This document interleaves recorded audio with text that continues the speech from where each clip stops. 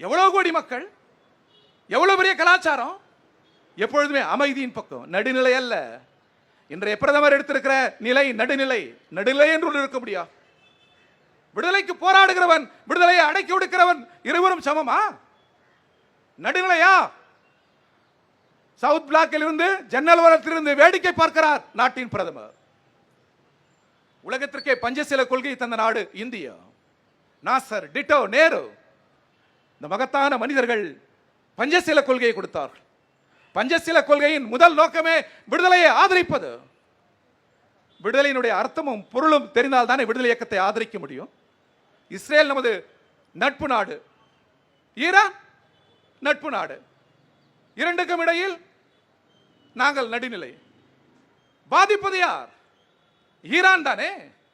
கிரேக்க நாவல் என்று புகழ்பெற்ற நாவல் இருக்கிறது, சூடுபட்ட இரண்டு பூனைகள் என்று.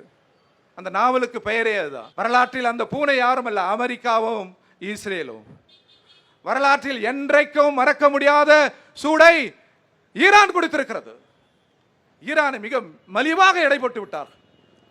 அடித்த அடி இதை நாம் அங்கீகரிக்க கூடாது, ஆதரிக்க கூடாது.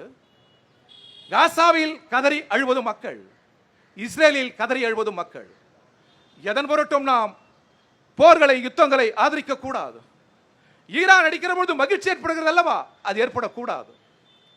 ஆனால் ஏற்பட வைத்து விட்டார். 1,00,000 பேரை கொன்றீர்கள், குழந்தைகள் உணவுக்கு அல்லாடுகிறது. எனவே இந்த வலி உனக்கு தெரிய வேண்டும் என்று நாம் ஆதரிக்கிறோம் ஈரானை. அதுவும் தவறு. ரஷ்யா உக்ரைன் மேல் நடத்துகிற போரும் தவறு. ஆனால் இந்த போரை தூண்டுவது அமெரிக்க ஏகாதிபத்தியம், மேற்குலக நாடுகள். எனவே எதன் பொருட்டும் யுத்தத்தை நம்மால் ஏற்க முடியாது. என்ன செய்வது இந்த உலகில்? என்ன தீர்வு? ஒரே தீர்வு இருக்கிறது. இந்தியா போன்ற வளர்முக நாடுகள், ஜனநாயக நாடுகள் ஓரணியில் சேர வேண்டும். நியூ வேர்ல்ட் ஆர்டர், அதான் பிரிக்ஸ். தென்னாப்பிரிக்கா உறுதியாக இருக்கிறது, ரஷ்யா உறுதியாக இருக்கிறது, சீனா உறுதியாக இருக்கிறது, பிரேசில் உறுதியாக இருக்கிறது. இந்த பிரிக்ஸ் உருவாகிவிட்டால் அமெரிக்காவின் கழுத்தை நெரித்து விடலாம். ஏன் இந்தியா பின்வாங்குகிறது? பிரிக்ஸ் ஒரு நம்பிக்கை. பிரிக்ஸில் இருக்கிற நாடுகள் காலடி செய்யவில்லை, யாரையும் அடக்கவில்லை, யாருடைய செல்வங்களையும் கொள்ளையடிக்கவில்லை. விடுதலைக்காக போராடி வளர்ந்த அற்புதமான நாடுகள் பிரிக்ஸ். அந்த பிரிக்ஸ் முன்னேறுவதை இந்தியா தடுத்து விடக்கூடாது.